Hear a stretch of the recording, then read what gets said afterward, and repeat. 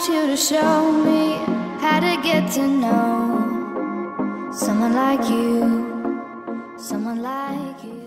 Hello la compagnie, je suis ravie de vous retrouver pour cette nouvelle vidéo qui sera une story time. Donc je vous retrouve à la cool dans mon petit hamac devant cette très jolie vue, je pense que vous le voyez derrière, pour vous raconter ma petite histoire. Donc voilà, ça fait un moment que j'avais envie de vous tourner cette vidéo et je me suis dit allez, je me lance parce que c'est quand même un truc de ouf. Donc j'avais envie de partager ça avec vous. Alors pour commencer en fait cette histoire, il faut que je vous explique un petit peu le contexte. Donc moi de base je suis parisienne et donc j'ai déménagé en Normandie il y a maintenant 10 ans. J'étais dans une petite maison depuis ces 10 années en fait, une petite maison située à Louviers, qui était une maison de ville, donc au calme, dans un petit renfoncement, avec des voisins mais pas collés, donc vous savez, pas de bruit, pas de nuisance, tout ça.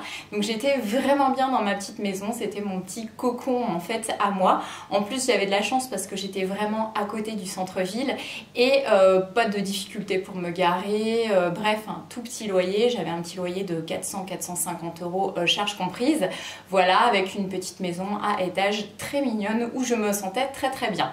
Dans cette petite maison du coup je suis restée de longues années comme je vous disais, donc pas loin de 10 ans en fait, et du jour au lendemain j'ai dû partir avec précipitation. C'était pas prévu parce qu'en fait j'ai eu un gros dégât des eaux au niveau de la toiture et en fait l'eau s'est infiltrée dans ma maison qui était vraiment une vieille bâtisse faite de murs en torchis et en petit bois, et donc du coup le mur porteur de la maison s'est effondré. Donc déjà j'ai failli crever dans ma maison, donc je vous dis pas l'angoisse, et je me suis retrouvée dans une baraque insalubre, à ciel ouvert du jour au lendemain, donc impossible de rester là-dedans. Donc j'ai fait toutes les démarches au niveau assurance, etc. Ça a mis hyper longtemps avant de démarrer puisqu'il y avait un gros chantier à prévoir pour rebâtir en fait tout simplement cette maison. Ça a mis quand même la bagatelle d'1 an à débuter au niveau des travaux, et donc moi il était hors de question que je reste 1 an comme ça dans cette baraque en fait qui était à moitié effondrée. J'ai essayé de joindre mon propriétaire qui faisait le mort, j'ai envoyé des recommandés, il n'allait pas les chercher, enfin bref, juste trop l'angoisse. Et donc dans la foulée, j'ai dû partir, trouver un autre logement, et ça n'a pas été sans mal parce que j'ai monté ma société, mais ma société ne me permettant pas de me rémunérer, je n'ai pas de bulletin de paye, je n'ai pas le droit aux aides au logement, je n'ai pas de RSA, je n'ai rien du tout. Donc quand vous allez chercher une location et que vous avez un dossier en béton comme le mien, comment vous dire que toutes les portes se ferment, hein.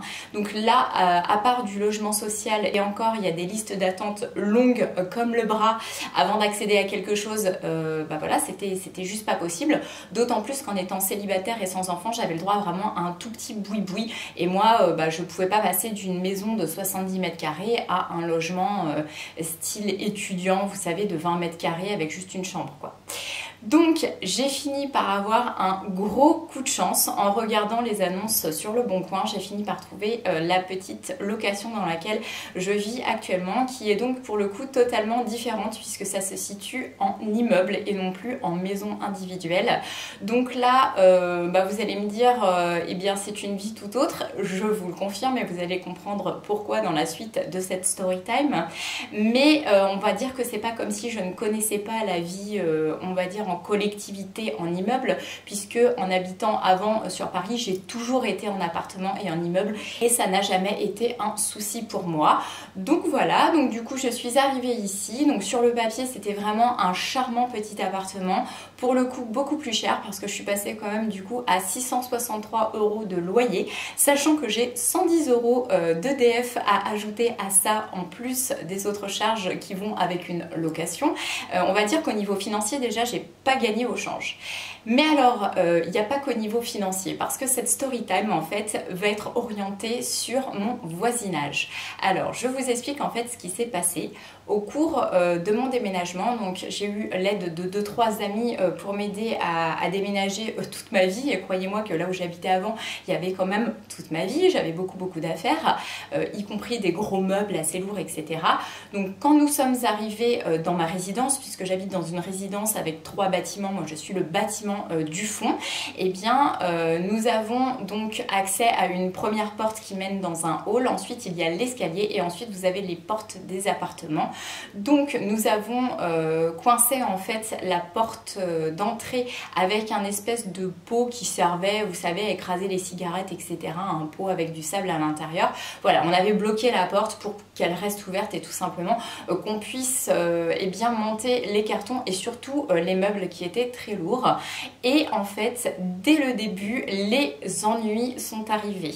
Alors, je vous explique, on a en fait toute une partie du bâtiment avec tous les appartements de style F4 et de l'autre côté tous les F3. Moi, je suis dans les F4 puisque mon appartement comprend 3 chambres et fait exactement 70 mètres carrés.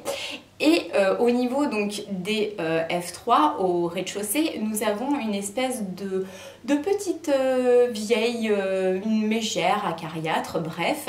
Et les ennuis ont commencé à la seconde où on a mis les pieds dans le bâtiment, puisqu'on était en train de rentrer le premier meuble quand elle nous a déjà sauté à la tronche.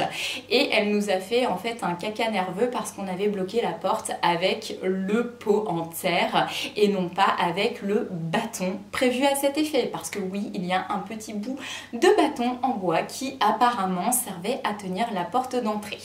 Je me suis dit bon, ça commence fort, ça annonce déjà la tendance. Vous voyez, quand on arrive dans un immeuble comme ça et qu'on voit ça, on se dit bon bah ça va être sympa, mais attendez, c'est pas tout, hein, je vais vous raconter la suite.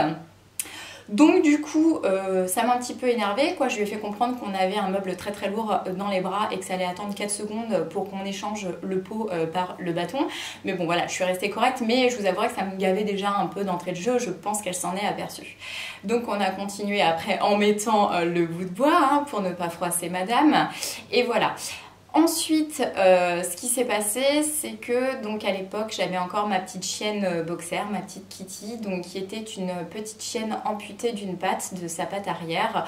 Donc au niveau stabilité, forcément, c'est un petit peu plus compliqué. Donc on essaie en fait d'aménager au mieux en fait tout ce qui entoure en fait, pour que son quotidien soit plus facile, pour qu'elle ait des prises au niveau des pattes qui lui restent pour ne pas glisser, etc. Puisque son équilibre est complètement différent.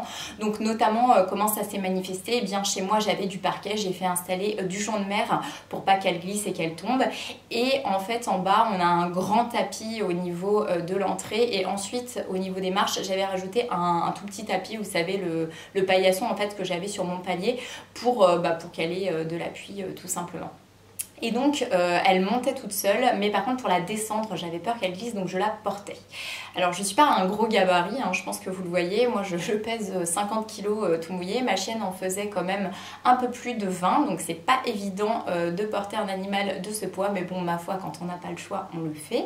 Et donc dans les jours après mon emménagement, qui ont succédé mon emménagement, j'ai descendu donc ma petite chienne, j'avais rajouté ce petit tapis en fait en bas, et au moment où je descendais avec ma chienne dans les bras, la fameuse mégère, la vieille du bas, commence à me casser les bonbons en fait. Donc j'étais toujours avec ma chienne dans les bras et elle commence à me faire un autre caca nerveux parce que j'avais rajouté un tapis et que je n'avais pas concerté madame pour ajouter le dit tapis. Voilà. Alors là ça a commencé franchement à m'énerver, toujours en restant correcte, je lui ai dit écoutez madame, je pense que si vous étiez handicapée vous aimeriez qu'on vous facilite également la vie, donc vous n'allez pas me casser les pieds pour un oui ou pour un non comme vous êtes parti pour le faire, parce que voilà, je vous explique, comme vous le voyez ma chienne est handicapée, donc oui j'ai rajouté un petit tapis et je ne vous ai pas demandé l'autorisation parce que voilà, il m'a semblé qu'il était bon de le faire pour ma chienne et je pense que ça ne vous change pas la vie, ni à vous, ni à personne dans cet immeuble. Donc voilà, donc ce à quoi elle a grommelé, et voilà. Et après, en fait, l'enfer n'a cessé, puisque elle me casse les pieds, mais dès qu'elle peut, quoi. C'est insupportable. Et la dernière anecdote avant de passer à sa copine, puisque oui, elle a une grande copine dans l'immeuble qui ne m'épargne pas non plus. Et bien, la dernière anecdote était tout simplement que le groom de la porte d'entrée était cassé, donc je ne le savais pas. Et on était avec mon meilleur ami en soirée, on a décidé d'aller vider tout simplement les poubelles. Alors, il faut savoir aussi qu'on paye des charges pour des personnes qui font le ménage et notamment qui s'occupent d'acheminer déposer les grosses poubelles jusqu'à l'entrée de la résidence, évidemment pour que les éboueurs puissent enlever les poubelles. Et le local à poubelle a été supprimé sur demande de cette charmante vieille mégère, puisque a priori ça n'arrangeait pas madame que le local à poubelle soit en dessous de chez elle. Donc je ne sais pas pour quel prétexte, si c'est odeur ou autre, sachant que les odeurs c'est impossible qu'elles remontent vu la configuration, mais bon bref, elle a fait supprimer le local à poubelle. Donc grâce à elle on doit se faire limite 1 km pour aller jeter son sac poubelle, tout en continuant à payer tout autant de charges évidemment pour la copro et voilà, pour tout ce qui est du ménage et de l'acheminement des poubelles. C'est normal, bien sûr. Donc, obligé de se galérer. Donc là, je peux vous dire qu'on a déjà un petit peu la haine parce qu'elle nous prend la tête H24. Mais en plus, quand il faut se farder les gros sacs qui pèsent lourd jusqu'à l'entrée de la résidence, eh bien, on a encore plus tendance à avoir une pensée émue pour cette personne qu'on a tout simplement envie de claquer. Voilà, donc l'histoire du groom, c'est que donc comme je vous disais, on était parti pour vider les poubelles. Donc mon meilleur ami avait pris de l'avance, c'est lui qui est sorti en premier en poussant la porte pour aller jeter le sac poubelle. Et moi je venais juste après avec ma chienne dans les bras pour l'emmener faire son petit pipi du soir. Et quand mon meilleur ami est sorti, comme le groom était cassé, la porte au lieu de s'arrêter a été jusqu'au bout et elle a tapé en fait légèrement en fait sur le battant du côté, ce qui a fait un petit bruit. Voilà, il était 22h, je vais pas vous le cacher, mais bref, ça n'a tué personne, je pense. Et donc elle est sortie à ce moment-là où, encore une fois, j'étais en train de me galérer à descendre l'escalier avec ma chienne dans les bras. Mon meilleur ami, lui, était déjà parti au niveau des poubelles. Et là, rebelote, elle me casse les pieds. En plus, elle sort en peignoir, bonjour la vision de cauchemar, c'était pas Halloween, mais c'était tout comme. Et elle commence à vraiment à me mettre hors de moi, à me casser les pieds à cause du bruit de la porte. Alors je lui dis déjà, ne soyez pas ridicule, vous voyez bien que je suis en train de descendre l'escalier, que j'ai ma chienne dans les bras, donc j'ai pas pu ouvrir la porte, donc déjà c'est pas moi. Et ensuite, ça commence à bien faire. Donc là, je commence vraiment à me prendre la tête avec elle, à me traiter avec elle. Et donc je vais vous mimer la scène parce que ça vaut quand même son pesant de cacahuètes. Donc imaginez la vieille mégère en peignoir en train de taper sa crise et de vous dire de toute façon personne ne t'aime dans cet immeuble. Alors personne, je la regarde, je lui dis gentiment tu n'es pas tout le monde, merci, je n'ai pas de problème avec les autres personnes dans cet immeuble à part toi. Enfin bien sûr il y a eu d'autres problèmes qui sont arrivés après, mais juste avec une autre. On est quand même au moins 8 dans cet immeuble, donc je considère que 2 personnes c'est pas 8 personnes. Donc je lui dis voilà, donc je lui dis de se taire, je lui dis que de toute façon son avis n'est pas universel et que c'est une casse-couille invétérée. Et là elle enchaîne en me disant de toute façon tu sais ce que t'es, tu sais ce que t'es, et elle crachait pas sa balda. Donc je lui dis écoute allez crache-la ta balda, dis-le. Et elle me dit de toute façon t'es qu'une pute. Et je lui dis peut-être que je suis une pute, mais en attendant, toi tu es une vieille mégère et surtout une mal baisée. Et alors là, elle est devenue folle quoi. Elle était là, elle était comme ça, elle était dans tous ses états, ça m'a fait trop rire. Mon meilleur ami est revenu à ce moment-là des poubelles. Je lui ai dit je te remercie pour la porte parce que depuis elle est en train de me casser les pieds. Et là, vous allez rigoler, au moment où mon meilleur ami s'excuse platement, elle devient toute gentille et toute mielleuse. Oui, parce qu'apparemment son problème c'est tout ce qui est du sexe féminin. Voilà.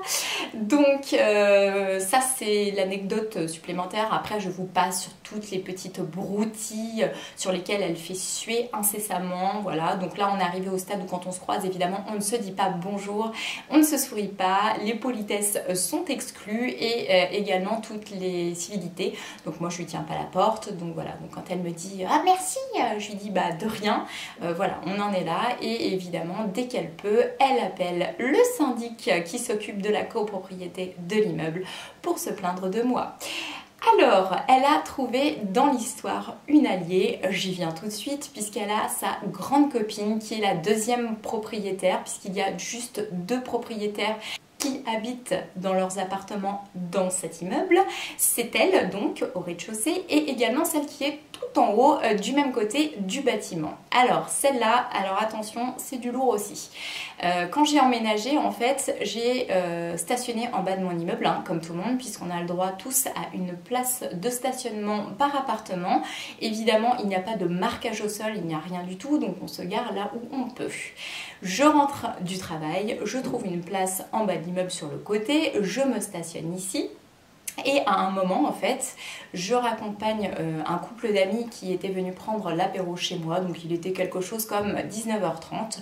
J'étais en train de leur dire au revoir en bas du bâtiment, donc à côté de ma voiture, puisqu'ils étaient stationnés sur le côté. Et là, j'entends mais crier comme pas possible d'une fenêtre, mais évidemment, je ne prête pas attention puisque je n'avais rien à me reprocher. J'avais pas spécialement l'impression que ça m'était adressé, mais au bout d'un moment, c'était tellement insistant que je me suis dit, tiens, c'est peut-être pour moi. Et là, je lève la tête et je vois une espèce de nana, là, gueuler comme un putois du haut de sa fenêtre. Alors, je lui dis oui, de quoi s'agit-il? Et là, en fait, gentiment, elle me traite de connasse parce que je suis garée à sa place. Alors je lui dis déjà, t'es gentille, tu m'insultes pas, je suis pas ta copine, et ensuite ta place, il n'y a pas marqué ton nom dessus à ce que je sache. Donc s'il y avait un plan avec des stationnements par appartement, on le saurait, c'est pas le cas, donc voilà. Et elle me dit oui mais moi je suis propriétaire, ça fait 10 ans que je vis là. Je lui dis écoute, moi ça m'est bien égal, moi je suis peut-être locataire mais je paye un loyer et donc au même titre que toi, j'ai le droit de vivre ici et de me stationner. Et toi, surtout, tu vas baisser d'un ton et tu vas arrêter de me parler comme ça et de m'insulter. À ce moment-là, elle me menace. Mais vous savez, le genre de menace sans vraiment citer de quoi il s'agit, on adore. Alors là, ça m'a rendue folle parce que s'il y a bien un truc que je déteste, c'est qu'on me menace. Moi, c'est pas une petite gamine de son âge avec sa petite crise de nerfs qui va m'impressionner. Donc je lui dis, et en plus, tu te permets le luxe de me menacer. Mais non, mais je rêve quoi. Donc je lui dis tu vas rester bien tranquille, je suis pas ta copine, maintenant si tu as quelque chose à me dire déjà tu descends hein, au lieu de parler de ta fenêtre et de faire ta maline et on en parle ensemble. Alors évidemment après elle s'est tue, elle a fermé sa fenêtre. Et j'ai médité sur ces pseudo-menaces en me demandant qu'est-ce qu'elle était capable de faire. Et bien évidemment, le lendemain, la réponse m'a paru somme toute très logique quand j'ai regardé tout ce qui était placardé sur les murs, à savoir tous les mots du syndic qui s'occupe de la copropriété. Je me suis dit, c'est obligé, elle va appeler le syndic. Donc du coup, j'ai pris les devants, j'ai appelé le syndic, je me suis présentée, j'ai dit que je venais d'emménager, que j'avais déjà plus ou moins des problèmes avec une personne en bas, mais que là j'avais surtout de très gros soucis avec cette personne qui s'était quand même permis de m'insulter et de me menacer. Ce à quoi le syndic m'a répondu qu'en effet elle avait déjà appelé, et alors attention, tenez-vous bien, elle avait inventé des baratins, mais alors énorme, hein. Comme quoi je faisais des gros stuff chez moi, que je foutais la merde avec mes amis en bas de l'immeuble à 4 h du matin. Or déjà je ne fais pas de fête, hein, je le reçois très peu chez moi. Ensuite, il était 19 h et non pas 4 h du matin. Et voilà, c'était que des conneries en fait, hein, tout simplement. Donc j'ai dit au syndic que c'était complètement faux. Je suis venue en personne me présenter pour leur dire que j'étais telle personne et que je correspondais pas du tout au portrait qu'on essayait de dresser de moi. Mais que tout ça, ça commençait déjà un petit peu à me gonfler. Alors, ensuite, ce qui s'est passé, c'est que cette charmante demoiselle, en fait, s'est avérée être la fille de la propriétaire de l'appartement et qu'au bout d'un moment, elle s'est tirée. Donc, elle et son môme s'est barrée, en fait, et son gars, en fait, et il y a la mère qui a pris le relais. Alors, la mère, comment vous dire qu'on est dans la même tendance, hein, si ce n'est même, j'ai envie de vous dire, en pire, et que forcément, la fille a monté le bourrichon de la mère, donc la mère avant même de me connaître était déjà bien remontée. Alors la mère, pour la première prise de contact, c'est bien simple. Je voyais quelqu'un en train de galérer en fait pour rentrer en bas de l'immeuble. Donc gentiment en fait, j'arrive, je lui passe mon badge pour lui ouvrir. Et là je vois qu'elle me regarde bizarrement et surtout qu'elle me remercie pas de lui avoir ouvert la porte. Et tout de suite, elle me dévisage et elle me dit « Oui, vous êtes mademoiselle, donc voilà, mon nom de famille. » Et je lui dis « Oui. » Et je sais plus ce qu'elle me dit, elle me dit quand je vous dis bonjour vous pourriez répondre, et je lui dis et moi quand je vous ouvre vous pourriez dire merci. Donc déjà la nana croyait qu'elle allait m'apprendre la vie, bonsoir. Et tout de suite elle a été très très agressive, elle a fait descendre sa fille par la même occasion pour venir à ma rencontre et je me suis retrouvée avec les deux en train de s'exciter sur moi. J'étais juste pas du tout en mesure en fait à ce moment-là de rester calme.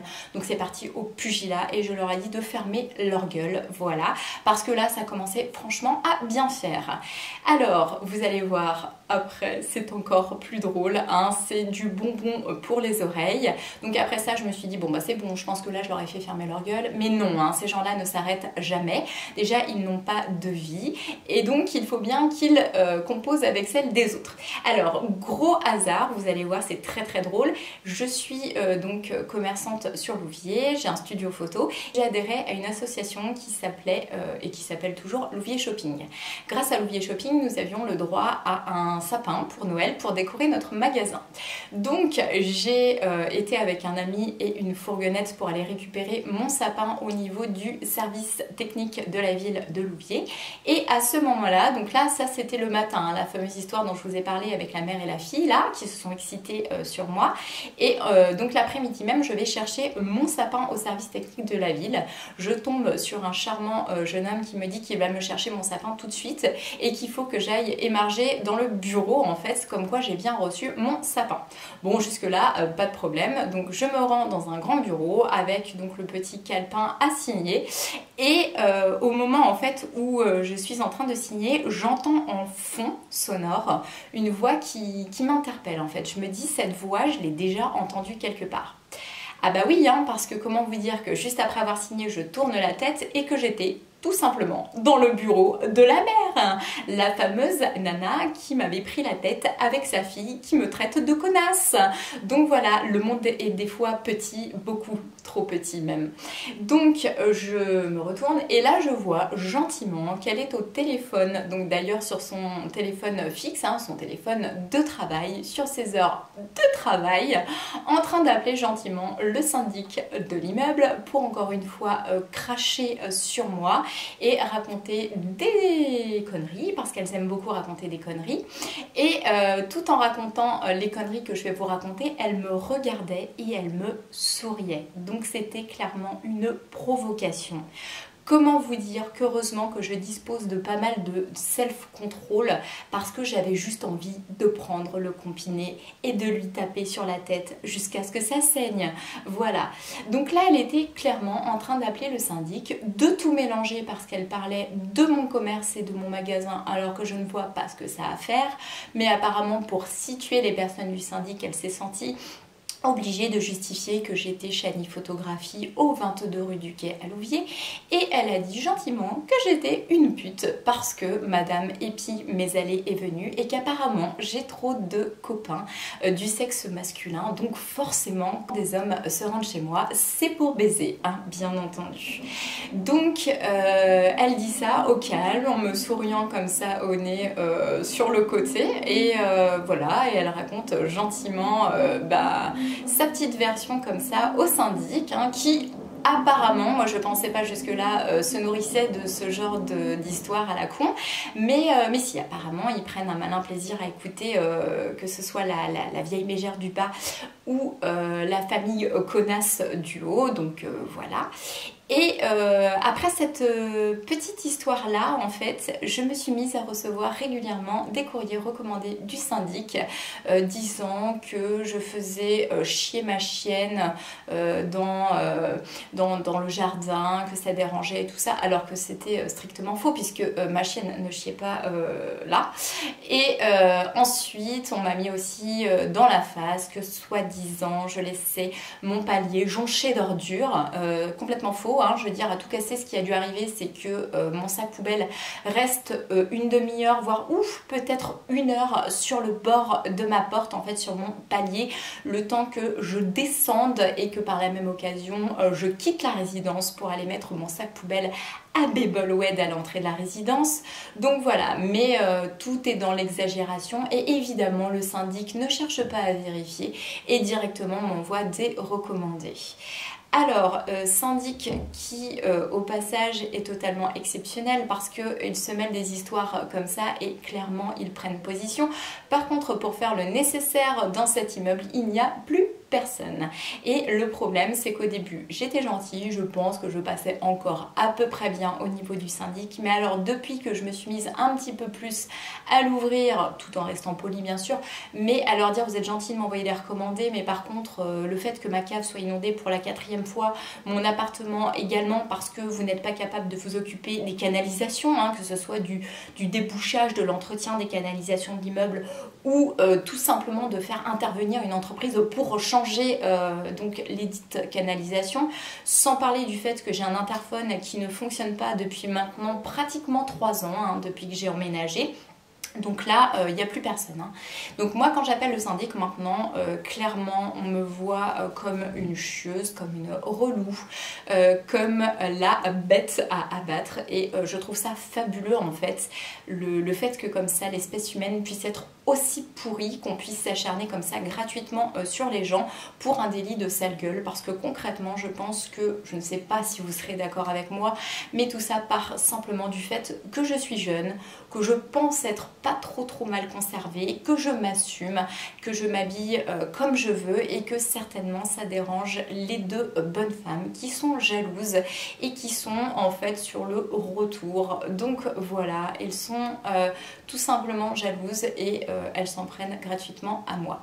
Bon, après une petite enquête de voisinage, puisqu'avec le reste du voisinage ça se passe bien, hein, j'ai appris que du moins la vieille mégère faisait chier en fait toutes les nanas du bâtiment, donc il n'y a pas que moi, mais j'ai envie de vous dire, ça me rassure pas parce qu'à force ça devient vraiment fatigant et qu'on fait tout pour me pousser à déménager, mais je ne compte pas déménager et je ne compte pas céder à la pression.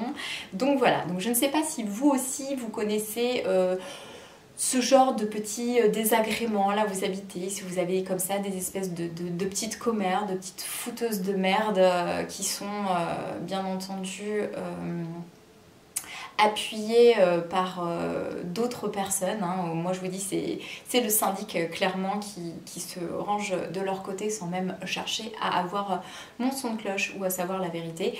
Je ne sais pas si vous aussi vous êtes victime de ça, mais c'est vrai qu'à force ça commence vraiment à être très lourd.